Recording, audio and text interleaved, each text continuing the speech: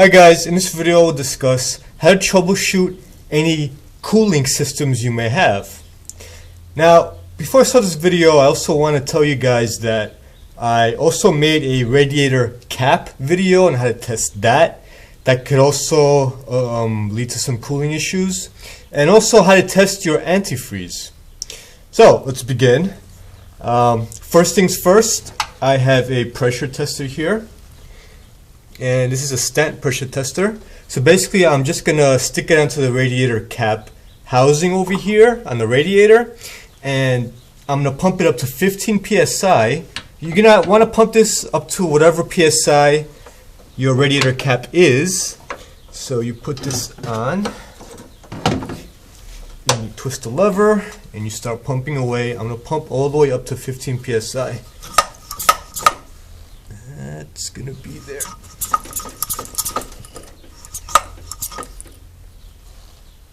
Alright, so that's shy of 15 psi. Oh, right, almost exactly at 15 psi. Now, if you see this needle drop, that means you have a air leak in the system, because this is a closed system. You should have no leaking anywhere.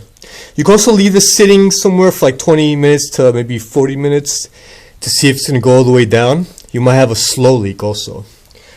So that's one way to figure out if you have any issues with your cooling system.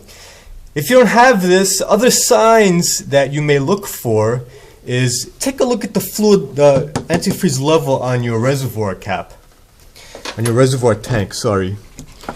For example, this one here, this has one level over here is hot and the other one is cold. If you could see that right there, that's cold and that's hot. So when the motor is running, you should be at the hot level. It should be higher. If it's cold sitting overnight, it should go down to full cold.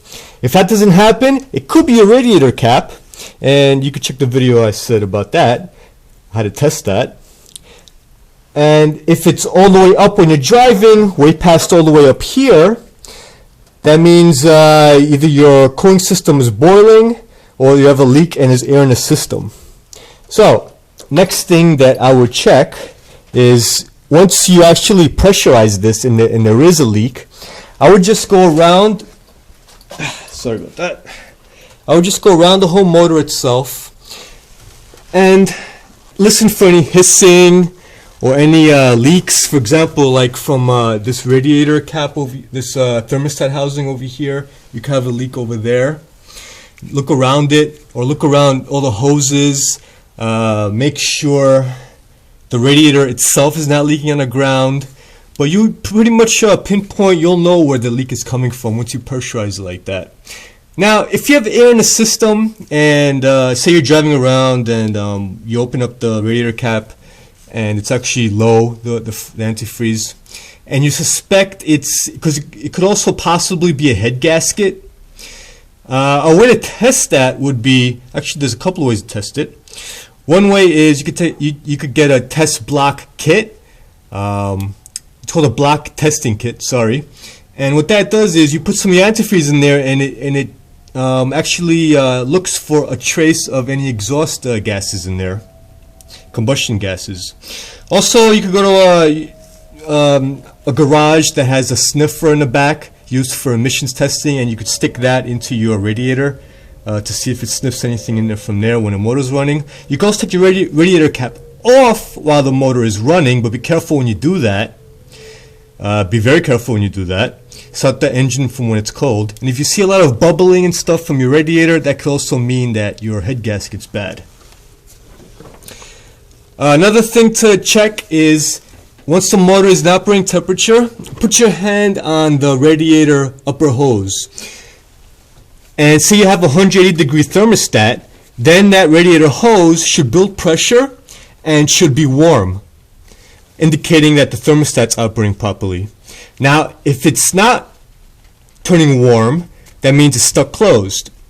If it's warm off the bat when you start the car, say a couple of minutes into it, then that could mean that you could have a stuck open thermostat. Another thing to check is your fans, make sure they go on at the proper temperature.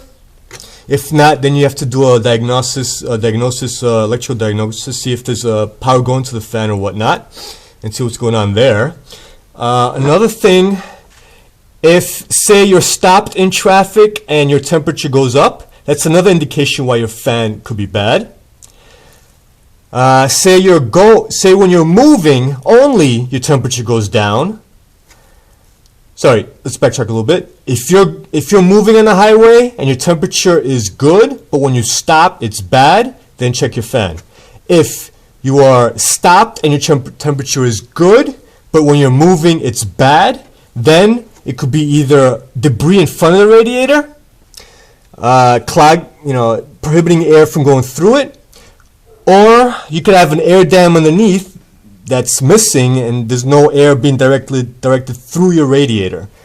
And one way also to actually clean your radiator would be to use one of these attachments here, a blowgun attachment, a nice long one with a rubber tip, and go in front of the radiator and just blow everything out, go in the reverse way, just to blow any debris that could be inside your radiator. Because when you're driving, all the debris goes this way, so you want to push it out back where it came from. Also, another check you could do is to see, maybe say you don't have any heat.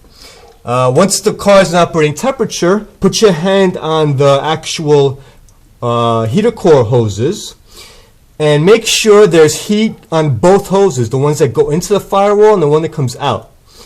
If you don't have heat on both those hoses, if they're not both warm, then that means your heater core is clogged. So, also your water pump. Your water pump could also be at fault. Make sure you test the water pump. When you pressurize it or when the car is running, there's a weep hole underneath. Put your hand underneath and make sure there's no antifreeze coming from it. Also grab, with the belt off, grab the pulley and move it to see if if it moves, that means the bearings are probably going too. Or if you hear a noise in your water pump, that could also mean the bearings are going, it's on its way out. Make sure your belts are tight, because if it's not, your tensioner could be bad, and that could actually make your water pump slip and not work properly. So that could also be another issue there. And like I said, make sure you look around for any leaks. You do not want air in the system. So that I think covers everything I wanted to talk about. So if you have any questions, ask me underneath. And please subscribe to my channel. It's free to subscribe. And also, please like me. Just check that box underneath to like me. It's free to like me too. And there's plenty of this clown to go around. Thanks for watching, and sayonara.